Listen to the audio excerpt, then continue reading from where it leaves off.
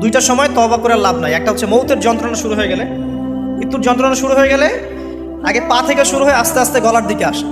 হাদিসে যেমনটা এসেছে, সূরা ওয়াকিয়ার মধ্যেও আছে যে পায়ের দিক থেকে যন্ত্রণা শুরু হয়ে আস্তে আস্তে আস্তে আস্তে এই গলার দিকে আসে, এবং আত্মাটা গলার এখানে যখন চলে আসে, এখান থেকে মালাকুল মউত আত্মাটাকে নিয়ে চলে যায়। এবং চোখ দিয়ে তাকিয়ে থাকে মানুষ, রুহটা চলে গেলে মানুষ চোখ দিয়ে তাকিয়ে থাকে। দেখবেন এই কারণে মৃত ব্যক্তি তাকিয়ে থাকে, চোখ খোলা থাকে। এবং তখন আসমান থেকে সিঁড়ি নামিয়ে দেওয়া হয়, ওই সিঁড়িতে করে আত্মা চলে যাচ্ছে, ও তাকিয়ে দেখে যে আত্মা চলে যাচ্ছে। এবং মানুষ মারা যাওয়ার পরে চোখ জীবিত থাকে অনেকক্ষণ।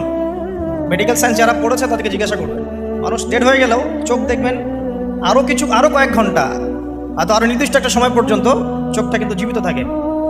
এই জন্যে চোখ বন্ধ করে দিতে হয়। যাই হোক, যেটা বলছিলাম যে মৌতের যন্ত্রণা শুরু হয়ে গেলে তওবা করে লাভ নাই, তওবার দরজা বন্ধ।